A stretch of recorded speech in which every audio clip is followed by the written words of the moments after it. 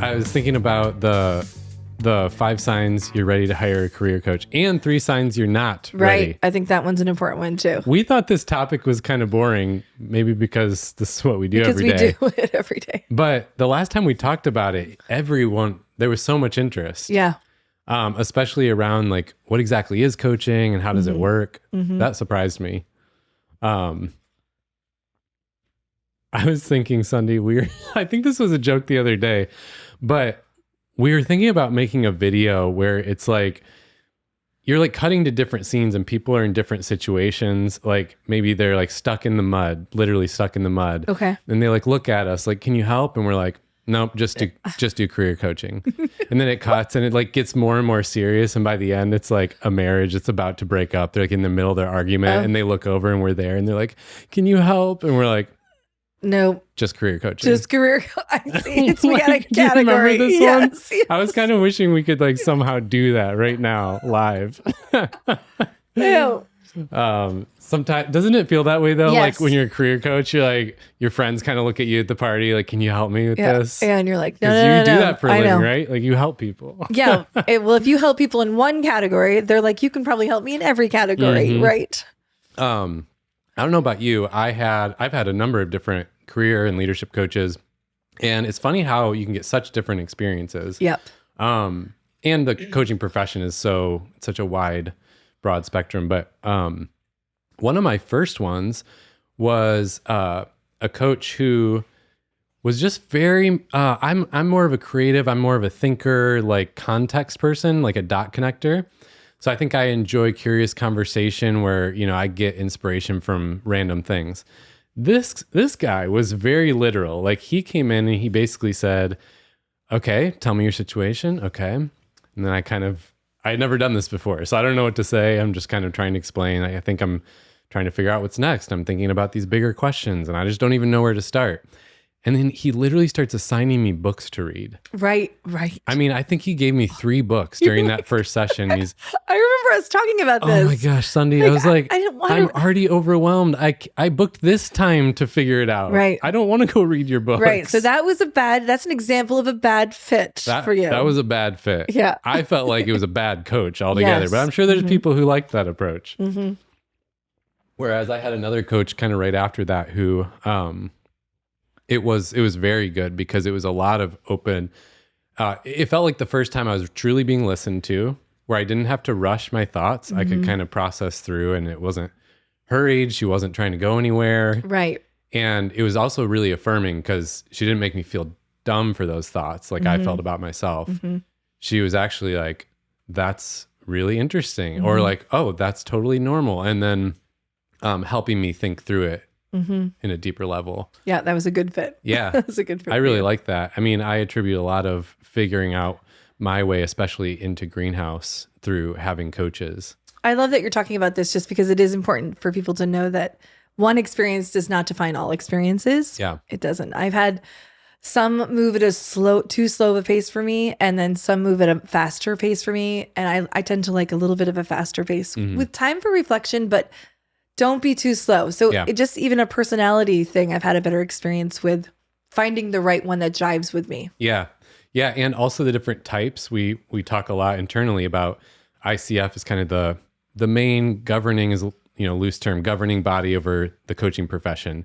It's not a regulated profession, but everyone kind of recognizes ICF as the go-to. And it's good in the way they train, I think, provides a lot of really good grounding. But then when you get out in the real world, there's kind of the more ICF book, academic approach is a little more of a questioning and helping you self-discover approach. Yeah. And then it goes all the way over to the other side, which is more like pure advising, mentoring, consulting. That's like, no, here's how you do it.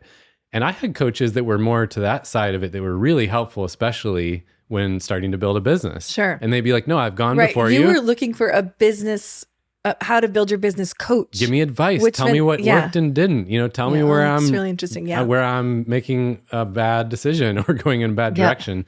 So I've enjoyed coaches on both sides of it too. So anyway, we're going to walk through the 5 signs that you might be ready to hire a coach or not. So you can maybe figure out if that's the right step for you in the new year, or maybe you're just interested in it in general. Maybe you are a coach. But if you actually are someone thinking about it and wanting to try out coaching, then I think our membership is kind of the perfect place, because you can either just get one session or you can have continuous sessions as long as you need it. But you get the chance to kind of take an assessment, meet with a coach, and hear where you should start, and then decide, how to jump into it. So we have that available if you're curious. And if you're already a member and you just want to, if you're realizing like, I have good intentions, but I'm not actually taking the steps, or I keep getting stuck or procrastinating, usually that structure and accountability of one-on-one coaching is kind of what helps you get over the hump. That's where we can guarantee the success. Like you will achieve what you're after if you do that.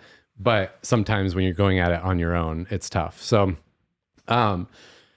really, I think what makes this topic more and more interesting to me is this is one of the fastest growing sectors in the world right now, like career and leadership coaching. Yeah. I would not have guessed that. But basically, like business coaching specifically is a $14 billion business now. Wow. And career coaching / training is a $15 billion sector. It's kind of, I think that's surprising to most people, because a lot of people still don't know what it is or that it exists. So I thought, it'd be worth talking about it, because jobs are more and more ambiguous now. It's like not as clear cut. Like, okay, here's how to do your job and do these steps the rest of your life until you retire. Right. No, it's very much like job descriptions. You know how most people say, I don't even know what that job description means. Yeah. Like jobs are more white space now, and you have to create your role. You have to define your goals. You have to come up with how to do the work. And people who are successful are people who do that. So I think coaching is one of the tools that's now going to be normalized. Like if everything is so white space, how do you figure it out? There's no manual. Well, coaching is one of those tools that helps you like figure things out, go from nothing to something. Whereas in the past, things were more defined. And so I think coaching wasn't needed as much. So I don't know. Those are just some of my thoughts on why this topic might be so relevant. But apparently it is. Yeah, apparently it is. All right. Should we dive in? Yeah, let's dive in. I want to start with if they're not ready ones. So I'll go with the first one. Sure. So signs you might not be ready for coaching would be that you don't have the time to invest in the process. Yeah. I mean, that clearly just says what it is. But just to break down just a little bit, we've had some people come to us for a first session and realize what it's going to actually take and actually say, I'm going to pause for a minute, because I actually don't think I have the bandwidth or the time, because it does take a little bit of time. Sometimes there's a little bit of homework. And by the way, totally, there's no right or wrong here. You should actually step into it when you do have the time to invest. Simple as that. Yeah, I agree. I think that can be a realistic reason not to do it, because if you can't invest the time, you won't be able to take the steps. If you can't take the steps, you're going to be frustrated with the results. Yeah. However, I would push back on that person first and say, but let's think about this first. Like everyone's too busy. So that's not just on the surface a good enough excuse. Very true. I think first you got to look at like, are you truly too busy to make the space? Because half the value of coaching to begin with is that it forces the space for you. It does force the space. Like it puts it on your calendar, and it puts a person on your calendar you're going to show up to. Yep. So that you do make the space. And I find that's why I don't know, 50% of the value to people is that it forces them to do it. So maybe ask yourself that question too. Like, is it truly not a good time? Or would coaching actually be the thing that helps you make the space that you probably can make? Another reason it might not be good for you right now is if you're not willing to learn. I'm not sure it'll ever be good for you if you're not willing to learn, actually. And I bet people who aren't willing to learn probably don't even think about having coaching. Oh my gosh. Have you coached someone like this before? Yes. And the situations that are the toughest for us is that when we have companies who give us leaders, that they're like, we have handpicked these leaders for you. Well, just because you've handpicked these leaders doesn't mean necessarily that all of them are completely bought in. When you choose it yourself, you're very bought in. When someone else chooses it for you, sometimes there can be a little bit of a closeness. The goal is that they open, but sometimes people just, they're not bought in, and you can feel that resistance. Yeah. So it's probably not a good idea. Yeah. And I've coached two specific people in mind who are just not learners in their personality. And I don't know what all's going on there. Maybe it's just how they're wired. I don't know. But they're just not curious at all. They have no interest in like pondering anything. And so the coaching just fell very flat. It was like, okay, I don't think this is right for you at all because you just have no desire to learn or be curious. And that's kind of the basis of coaching to begin with. And if you just need a how-to guide about something, like, then go find that. I think that would be a better fit. But yeah, it was a little awkward at first. Yeah. All right. Well, the third reason that coaching is not for you, or at this time, is that you just want a set of predefined answers. I guess I just kind of talked about that. But I think the unique thing about coaching is that you're kind of in an exploratory mode. Like the whole point of it is to gain new awareness about yourself, your situation, others around you. And so if you just need like a how-to guide, just go get a how-to guide. I don't think coaching's the best thing. Because coaching is going deeper than the how-to guide. We might have a teaching point but we're definitely going to go further, not just your first response or not just your first thought there. And sometimes people are like, just tell me what to do with my life. And we're not going to do that. We're going to let you discover what you want to do with your life through a series of good questions and some teaching. Yeah. Okay. I think that speaks for itself. Yeah, it does. And if you have questions on that one, let us know. So diving into the signs that you are ready for coaching. Yeah. And we're going to kind of bucket into some groups here. So the first one is that you're just feeling stuck and you need a change. Yeah, just sit there for a minute because the word stuck comes up, I think, is the most common word. The most frequent, yeah. It's everyone just, if I'm like, what brought you here? They're in some capacity, they feel stuck and they don't know how to move forward. I don't think that was a word before, right? Like, is that ever going to go away? I feel like someone discovered and they're like, this fits, this works. Yes. I feel like someone's probably going to write another book. Yeah. With a new word for stuck. We need to think of that first. Oh my gosh. All right. So one of the things under this category, stuck and need a change, is that you're like totally drowning in your calendar. And so, or you're like waiting to have all your stuff together before you move into the change. Yeah. And that is actually a sign that you are ready for coaching. Because again, it is the thing that kind of puts time on your calendar, creates structure and accountability for you to just start moving forward, just start taking steps. People come see us who just want to learn how to manage their calendars. Like that's a topic. And by the way, it's not a one session either. It takes some time to reevaluate and you take the control back of your calendar that you feel like everyone is taking from you. Yeah. That's a whole topic. Yeah. And then the other part of that with waiting till you have your act together, it's like, no, this is the point of coaching. And that's why I always share with people, it's a non-judgmental process. Like I'm not sitting here judging you like, oh man, you're really a mess, Sunday. It's like, no, that's the whole point of coaching, is to take things that are challenging, struggles, stuck points, and work through them. So don't be embarrassed or don't wait till you have it together. Enter coaching in order to kind of move forward. So that one I think is almost ironic how often it comes up. Another piece of this is that you're feeling stuck, but you actually don't know what you want to do. You don't know what you want to do next. Probably the second most common one is, okay, but if I don't know what I want to do, then where do I even start? Yep. I think it's really normal for adults to not really know what you want to be when you grow up, especially because we were always given like a rubric and a map for life until adulthood. And then it's just like, all right, you're on your own. Yep. So I think also seasons of life make people revisit this question a lot. That I loved what I was doing for a season, but now I'm not. Why have I learned everything I feel I can learn in that area? And so they just don't know what to pivot to.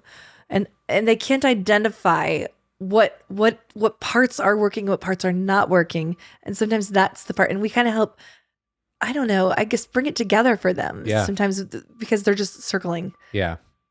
I just, someone I've been working with just kind of had their breakthrough this week and figured out their thing and their next step. And it was really was I really love that. exciting because, again, very successful seasoned person is in his career and done lots of great stuff, and it's not wasted. Yeah. But also, like, he's always kind of followed what everyone else wanted him to do, and it was like, all right, what do I really want to do? Yeah. And we put together that vision, and it was really energizing to him. Like, Yeah. he actually wanted a few different things going on. Yep. And then was able to like put that in place because he could go out there and into conversations saying, this is what I'm looking for. Right. So yeah, I think it's some of that just intentionality, but it does take a process sometimes. Yep. I think that's where Greenhouse helps the most. Like, here's an actual process, step by step, to figure out what Instead you of want. just saying, so what do you want to do next? So what do you want? I don't know. And sitting there awkwardly while they say, I have no clue. Yeah. I Yeah. love that we have a process to get people to think differently from different angles. Yeah. All right. So another sign you could be ready for coaching in terms of this feeling stuck or needing a change is if you're really unhappy at work, you're dreading Mondays, it's kind of the typical stuck feelings, but you don't even know where to start or what your options are. Because that's where you just get frozen. Like, again, this is an abnormal, this is something we don't have a map to. No one's told us what to do. So you just don't even know where to start. You don't know what your options are. I guess I hear that one more than I thought. Like, yeah. Well, it's very similar to point number 2 that we just made, that you don't even know what you're feeling, what you want to do, but you also don't even know where to start. I think the thing that really stands out to me in this point too is if you are consistently having that Monday dread over and over, it's not just a bad week or and it's not just the fact that we have to work and we're not millionaires, because everyone usually has to work, but that deep sense of dread feels like you sit in that for a minute. Yeah, if it's been there for a while. Long time, it might be time to explore, why am I feeling this dread every Monday? And the interesting thing is it could be the smallest shift. Right. It could be you don't even have to make a job change at all, but your role, maybe the role isn't right. Maybe something about the circumstances aren't right. We were sharing the other day about how maybe it's just like change how you set up Mondays. Yep, just how you set up Mondays. Can be a thing. Yep. The one I'm big on that I'm really passionate about is I tend to coach a lot of people. I think even just as a company, we attract a lot of people who don't fit a typical box on the org chart. So if you are a doctor, a lawyer, a data analyst, a project manager, like there's obvious jobs for you anywhere all the time. But there are tons of other people. My research on it suggests 82% of the workforce does not have a box on the org chart. And so they graduate college. Like one of my best friends, straight A student at a top university, worked at Starbucks for 5 years after college because she had like a history degree and a minor in, I don't know, it was something in the liberal arts. And it was just like, where do I go with this? What do I do? Yeah. There wasn't a defined path. And then you get generalists and creatives and entrepreneurs. And now you're talking even more layers of like, there's no clear box for you. Yeah. So you kind of have to create your own box on the org chart. That's my thought on it. Like you got to create your own path, and that's what we teach people how to do. But that's a little trickier. It's not laid out for you as clear cut as everyone else.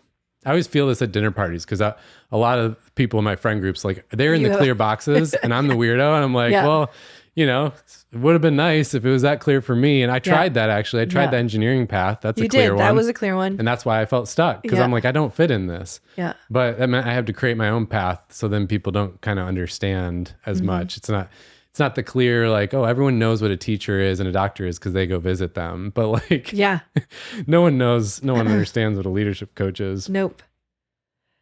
The next one is one that is one of my favorite topics, which is some people are really struggling with consistent imposter syndrome and a lack of confidence in their work. And it's showing up. It might even be showing up or not showing up. It's just something that they're hiding inside of them, and they really want to push through it. They just keep looping, though, that someone's going to discover any day that I shouldn't be here. Someone's going to anyway. I feel like a lot of people come to coaching to just unpack that and move past it and learn actually how to tangibly step into confidence. Yeah. That's a big one for a stuck place. Right. I'm stuck in imposter syndrome and a lack of confidence. And sometimes you don't even know what's going on with that in you. You don't even know what it is. Yeah. This can be true for those people or a whole other bucket, but it's like, I feel like it's too late for me. I'm too far along in my career, or I'm scared to venture from what's been known and safe. And we could talk for hours about those. I'll just say, like, they're not true. Yeah. They're just not true. We've coached so many people who are in that place. Yep. And those are limiting beliefs that just actually aren't true. So I think the last one is the last stuck place is like the burnout, or maybe there's just like a level of overwhelm or lower grade burnout. And those are real too. And there's a lot of that going on. There is. I think the stuck point there is that they're willing to admit that they're overwhelmed, but they honestly they cannot for the life of them figure out what to do about it. Yeah. And they just keep, and when you're burnt out, by the way, it's hard to think. Yeah. So working with a coach will help have the thinking thought partnership together. Right. To help you figure out how to step out of that burnout. Yeah. I don't know about you. For me, so much of it is just, it's comforting and helpful to have that person, like, they're waiting for me to get on the call and they're going to guide me. They're going to guide me. I don't know. That's what I like about coaching. Okay. So, we just worked on our episode for goal setting. That's going to happen a little later. But the next reason you might be ready for coaching is that you have a goal and you want to go after it. Yeah. And this is, I think, what coaching's truly designed for. It's less about solving problems, and it's actually designed more for achieving something you want to go after, or like moving forward.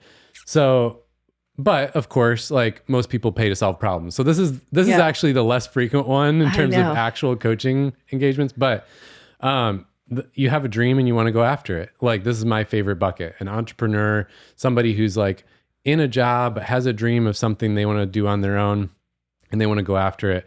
They want to bring that goal to life. That is my favorite, because that's a lot of my story. That's what I know how to, like, really lead people into it.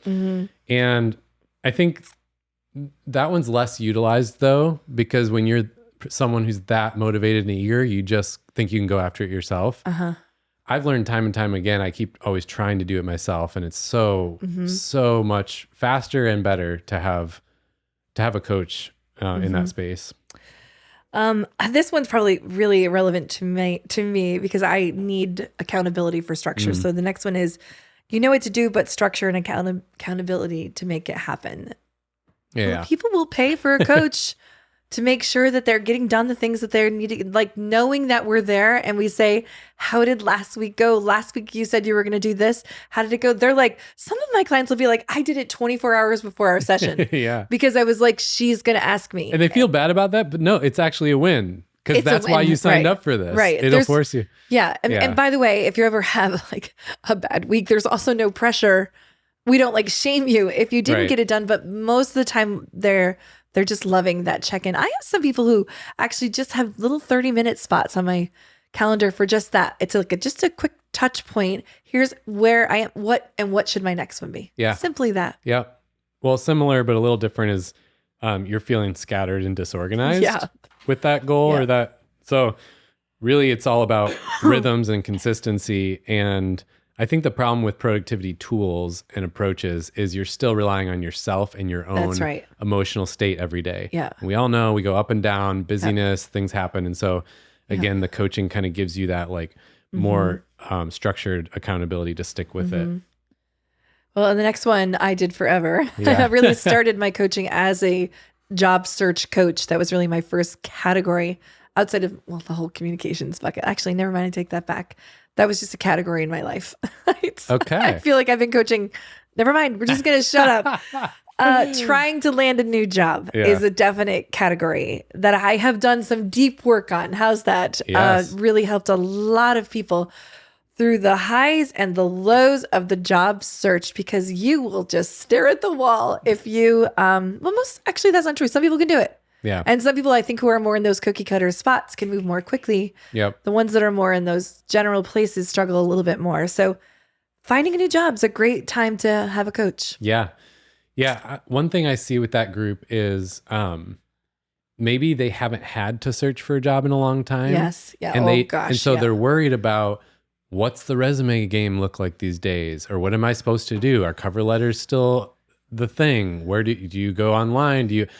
They just don't know what's the current norms. And, which is a great question because it does change. But then that helps to have a coach who knows what's relevant right now, what's working and not, but also to kind of help them cut through all the clutter. Because if you go online, you start searching, sometimes that makes the problem worse. Like you can get everything, all the answers are out there for free. You really can. But it's overwhelming to sift through it all and know what's right. Like that's something you do and well. right for you. Oh, right. Right. Yeah. Like in our course, in our membership, that's the whole premise of what you do. You cut through the clutter. And you're like, these are the things that matter the most. Yeah. In fact, the resume is not the place to start. Like, no. So that kind of stuff. So that really encompassed point number 2, which is that we're overwhelmed in our job search. So I'm just going to slide that. We got that one. The last one is sometimes people will use a coach when they've started a new job as well, because there's a whole new culture that, especially if they've left one company culture and moved to another, and you want to start well. Yeah. So you can read the book the first 90 days. You can do that. Sometimes people are like, could you just kind of coach me through even the first 3 months as I transition to make sure that I am, sometimes I feel like it's a filter too. They're just like, here's what I'm experiencing, perspective as well. So people hire us for that sometimes too. Especially because like the book, First 90 Days, great book, great resource that kind of says, here's the things you need to focus on or not miss in that first early stage to set yourself up for success, to start strong. Problem is, and I think that's a great resource, but it's so generic. The problem is for each individual, you are going to have your own little habits, limiting beliefs, quirks that are the things that trip you up. Yep. And that's where the coaching always shines. Like this happened yesterday with one of my clients, and we talked about, so he's just stepping into a new gig, and we just talked through like, what is going to trip you up? Like, what do you know about yourself when you're starting something new? And it took a little while to get there. And sure enough, he found it. He was like, well, what I always do is I like rush too much to try and improve myself. And so then I step on toes and I like make a bad reputation off the start. Okay. So then from there, we just built a whole very simple but clear action plan of like how to avoid that and what to do instead. I think that's like, it's all referencing stuff from like the first 90 days framework, but contextualizing it to you, your personality. And that's where I think coaching really shines. Sorry about that cough. I don't forgive you. I know. I can tell. Now you have to cover number 4 because that's your passion. Okay. My passion, number 4, reason to get coaching is you want to build a business, but you're not sure where to focus first. Yeah. Yep, been there. I feel like I continue to be there over and over. And coaching's perfect because there really are so many things that you want to do. If you're entrepreneurial, you probably have lots of ideas, but also you pay attention to all this stuff out there that tells you what you should be doing. I mean, the number of emails I get in my inbox every day that's like, try this hack, these 3 steps.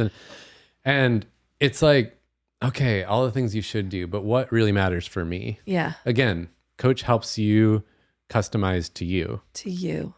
So I think that's a really, really good place for coaching. And then I think this is our last one, right? I think so. Yeah. This one's a very, very popular one, especially after the pandemic. It's just that you want to grow as a people leader. You want to be a great leader. A lot of people are struggling with being a leader and dealing with retention, keeping people. And you also really want to develop a healthy team culture, and you don't know how. Because people are talking about healthy culture more than they've ever talked before. Like my grandparents were not talking about healthy culture. Neither were my parents. But now it's what matters. People want to know, what are you going to do in your company that gives me a place to grow? So if you're a leader, that's overwhelming at first. So we can help guide you through the steps on how to begin that process. And what fascinates me about this is, again, contextualizing. It's always in the nuance thing. So like, I think a lot of people hear culture, leadership, blah, blah, and it just like goes in one ear and out the other. Yeah. As it does for me, because it's so generic, it doesn't hit on any pain points I'm dealing with. Well, yesterday I was talking to a leader of a really fast growing company who said the same thing you just did. Like, I think we need to like coach our leaders and our managers and I think I need some coaching, CEO. And then as we dug into that, what became clear was everyone's like very green. Mm-hmm. So there's a lot they don't know. They're making a lot of mistakes, or there's just a lot of like dysfunctional things, like people don't want to show up or work hard. Yeah. But no one's addressing it. So all these things just build and build and build the pressure, right? And you can just feel it for him. Like at some point, the pressure relief valve is going to blow off, and there's going to be major problems. And he admitted readily, like, good for him. He's like, I'll be honest, we just don't do anything with feedback. I don't know how to give it, receive it. No one else. No, everyone's walking around terrified of feedback. Terrified. Yeah. And that's so normal. Yeah. That is so normal. And so this is where we step into a little bit more of a consultant role. Sometimes is that we'll actually help you give you a framework for feedback, give you some, and maybe different ones for your personality, different ways to try to step into it in a healthy, normal way. Yeah. And then bring alongside the coaching of, okay, so for you specifically, where do you get hung up? That's right. You know, and this one person was like, she just gets annoyed because she tends to be a doer, and she's like, you just figure it out for yourself. So she doesn't want to take the time to kind of like work through the thing with the person. And everyone's got their own little unique hang up. And so the coaching helps in that spot. But yeah, I guess my point is there's always like a very, with this leadership bucket, there's so many aspects to growing as a leader. Yeah. So there's always like some nuanced or specific areas where you need to grow, you want to grow, or organizationally, what the thing is. So I think that's probably the most popular reason that we get for coaching. So if any of those things that we mentioned just spurred on anything, one thing, if you're a part of the membership, is that you can hop on and just have a bit of a discovery call to find out if any of these are resonating with you, and will help create a path for you to step into using a coach. Yeah. So if you're interested, if you're already in the membership, all you need to do is go to the side tab and click on the coaching, or on our website, greenhousecoaching.co/membership. There's the button to book a one-off coaching call. If you're not already a member at Greenhouse, you can just, same thing. The process is there on the website. You join and take the assessment. Then you get to talk to the coach and go over that assessment, so you see where you want to focus, what your goals are, where to start. So it kind of simplifies it all. Instead of feeling like this overwhelming thing and you don't know where to start, we just tell you, like, here's where to start, and you can try it out and get unstuck. I mean, the cool thing is we see people every day finding more fulfillment in their career, like actually feeling freed up and moving forward, and also like stepping more into their sweet spot. And that really is possible. Like, that it's very much possible. But of course, it's hard on your own. And so that's where coaching helps so much. So I'd encourage you to step into that if you're in that place, if any of these things struck a chord with you, or if you want to kind of start fresh in the new year.